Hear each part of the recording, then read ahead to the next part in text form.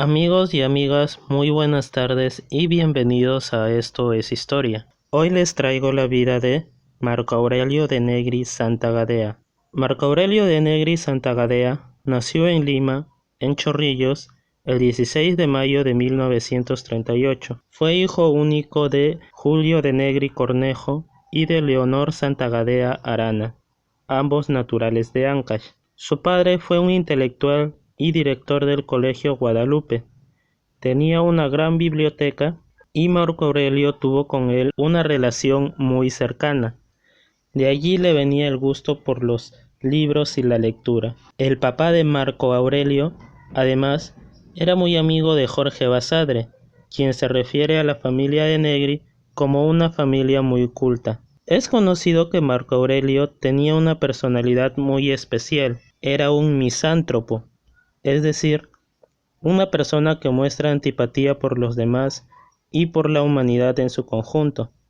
Prefería relacionarse con los objetos como libros o equipos de sonido, pues las cosas generalmente no creaban problemas ni producían intercambios bruscos. Fue una persona muy sola, apegado a su madre.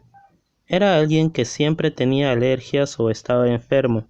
Además, tenía muy poca paciencia con la ignorancia, con la estupidez y con la mendicidad intelectual. Desde los 4 años hasta su muerte, Marco Aurelio vivió en Santa Beatriz, en una casa ubicada en el Parque Hernán Velarde, muy cerca al Estadio Nacional, pero a menudo viajaba a Huaraz, donde su familia tenía una casa. En ese lugar, Marco Aurelio cultivó algunas amistades. Marco Aurelio estudió en el Colegio San Andrés. Además, en cuanto a su educación superior, llegó a tener estudios de Derecho en la Universidad Nacional Mayor de San Marcos. También dedicó bastante tiempo de su vida a investigar temas que le apasionaban, como la sociología y la sexología. Se le considera básicamente un autodidacto, pues desde muy joven fue una persona muy rigurosa, metódica y disciplinada en cuanto a su formación académica. Desde los 6 años se encerraba a leer y le gustaba conversar con su tía Carolina, que era poetisa. La tía Carolina, una de las hermanas de su padre, fue una persona muy especial en su vida. Era muy intelectual. Le enseñó la poesía a Marco Aurelio y le contaba cuentos. La tía Carolina muere en 1990, pero en el 2000 Marco Aurelio le dedica un prólogo de uno de sus libros. Él le decía la fabuladora de las 1001 noches, porque para ella existía una distancia muy corta en lo que era la realidad y la fantasía. Aunque Marco Aurelio era todo lo contrario, esto le dio la posibilidad de pensar que la ciencia no lo explicaba todo. Publicó un libro llamado La niña masturbación y su madrastra tabú en el 2015, tras 15 años de investigación.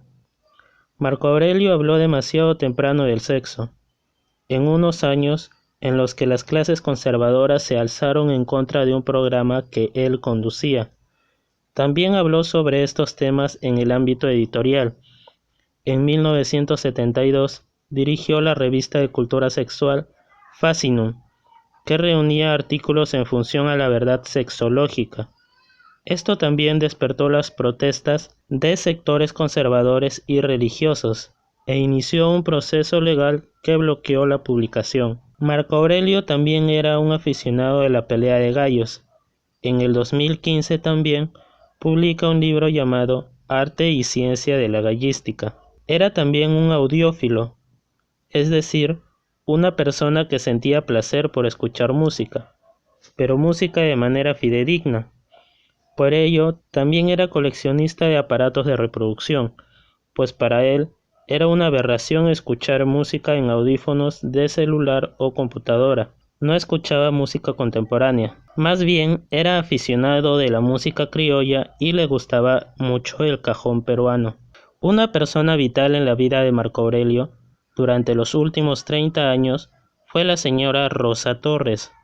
Ella primero llega a cuidar a la mamá de Marco Aurelio. Después de 5 años fallece la mamá y ella, en vez de irse, se queda a cuidar a Marco Aurelio. convirtiéndose en su asistente personal y ama de llaves. Era quien velaba hasta por su sueño. Ella misma cuenta que aparte de ser muy celoso con sus libros y su casa, que no dejaba entrar a nadie, se levantaba todos los días a partir de las 3 de la mañana y se ponía a estudiar 4 horas diarias como mínimo. No utilizaba internet, ni mucho menos smartphones, pues consideraba que ello no era la mejor forma de adquirir conocimiento. La trayectoria de Marco Aurelio en la televisión fue casi de 50 años, aunque de manera interrumpida, comenzando en 1973. En 1974 condujo un programa llamado La Hora Sexológica, pero ese programa apenas duró 3 meses. Poco después estuvo al mando del programa Comunicación. En 1981 regresa al canal del Estado con el programa Contrapunto, donde alternaba con destacados intelectuales. A finales de la década de 1990 condujo el programa A Solas con Marco Aurelio de Negri en el desaparecido Cable Mágico Cultural. Con el nuevo siglo regresó al canal del Estado, donde condujo de manera ininterrumpida durante los últimos 18 años de su vida el programa La Función de la Palabra, programa por el que las generaciones actuales lo recuerdan más, y en donde hablaba de diversos temas del saber humano, además de realizar grandiosas entrevistas. Una de las más recordadas fue la que hizo con César Hildebrand. Hay una descripción suya que me ha fascinado, está en un artículo relativamente reciente, la voy a leer para los televidentes porque realmente es casi un laico himno de la inteligencia. El hombre es un miembro del reino animal, del filum de los cordados, del subfilum de los vertebrados, de la clase de los mamíferos, de la subclase de los euterios, del grupo de los placentarios, del orden de los primates, del suborden de los pitecoides, del infraorden de los catarrinos, de la familia de los hominoides, de la subfamilia de los homínidos, del género Homo y de la especie estúpidos. Me parece genial. Creo que es una de las mejores cosas que usted ha escrito. Además, se recuerdan también algunas polémicas y encuentros que tuvo con la lingüista y exparlamentaria Marta Hildebrand, en alusión al significado de la expresión "las papas queman" y a la crítica de uno de sus libros. También se ha publicado el libro de Marta Hildebrand titulado 1000 palabras y frases peruanas. Este es el libro de Marta Hildebrand, 1000 palabras y frases peruanas. Y vamos a comentar este libro, ¿no?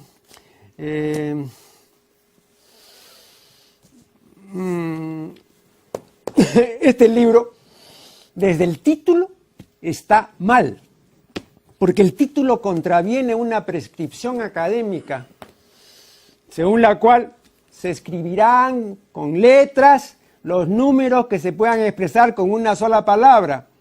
1000 es una sola palabra. De modo que acá debió figurar la palabra 1000, pero no pues el número 1000, ¿no? Que no solamente es una impropiedad, sino que además es una manifestación palmaria de mal gusto, ¿no? De inelegancia. Y sorprende pues una lingüista tan distinguida como la señora Marta Hildebrand. Marco Aurelio era un duro crítico de la televisión. Consideraba que era el reino de la videocracia, donde se privilegiaba la imagen por encima de la inteligencia y la abstracción. Decía que el Internet, la computadora y la televisión afectaban la costumbre de leer. A pesar de ser un duro crítico a la televisión, él mismo era un hombre de televisión, pero haciendo la salvedad de que su programa era una propuesta contracultural, es decir, un programa que impugnaba la cultura imperante. Eso se refleja en su estilo de conducción, pues a partir de sus gestos y su movimiento, contrarios a los que se aconseja llevar en televisión, se le consideraba un antisistema. Siempre lanzaba duras críticas contra la mediocridad humana. Además, era un fiel seguidor de las cosas bien hechas y argumentadas, de la sustentación de ideas bien hechas. Señores, le damos la palabra a Marco Aurelio de Negri.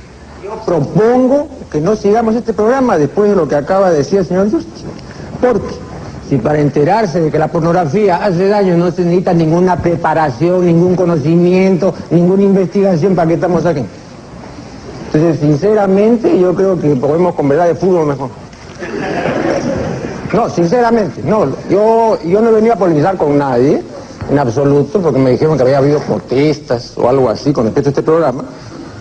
Esa sería la última razón por la cual hubiera venido a este programa yo. He venido porque creo que no quedó en claro el asunto de la pornografía, pero he traído el libro rojo de Mao. Me declaro maoísta en un punto muy concreto, y es en el siguiente. Este libro es la edición de Pekín del año 72, citas del presidente Mao Zedong. Este libro ha circulado mucho aquí, de modo que cito esta edición, página 244. ¿Qué dice Mao? Dice: quien no ha investigado no tiene derecho a hablar. Aunque esta afirmación mía ha sido ridiculizada como empirismo estrecho hasta la fecha, no me arrepiento de haberla hecho. Al contrario, sigo insistiendo en que sin haber investigado nadie puede pretender el derecho a hablar. Hay muchos que apenas descienden de la carroza comienzan a vociferar, a lanzar opiniones, criticando esto y censurando aquello. Pero de hecho todos ellos fracasan sin excepción, porque sus comentarios o críticas que no están fundamentados en una investigación minuciosa no son más que charlatanería. Esto dice el señor Mao Zedong. Ahora le voy a decir una cosa muy curiosa para beneplácito de Monseñor Durán, que está aquí presente. Esta es la Biblia, una edición muy buena, Bober Cantera, Biblioteca de Autores Cristianos, publicado por la Editorial Católica, sobre los textos hebreo y griego. Bien, si uno lee acá el Eclesiástico, el capítulo 18, versículo 19, ¿qué dice? Antes de hablar, infórmate, la Biblia. El paso del tiempo fue acentuando sus cualidades de misantropía y fue mermando sus capacidades físicas para la lectura. Se recordaba que en la década de 1970 llegaba a leer 2 libros al día, pero en sus últimos años, por el paso del tiempo, ya no podía hacerlo, pues su vista se había deteriorado. Marco Aurelio de Negri falleció el 27 de julio del 2018, debido a una fibrosis pulmonar, desatando su muerte muchísimas muestras de afecto. Este personaje será recordado por su especial apego a la difusión de la cultura, pues no solo acumulaba conocimientos en cantidades enormes, sino que también lo compartía a través de su sabia tribuna en la televisión, en tal vez el programa más cultural que tuvo el Perú, y en donde no importaba el rating, sino solo una mente sabia. Hasta aquí hemos llegado con el video del día de hoy. No olvides que puedes apoyarme suscribiéndote a este canal y dándole like a este video, para que así no te puedas perder los demás videos de esta serie.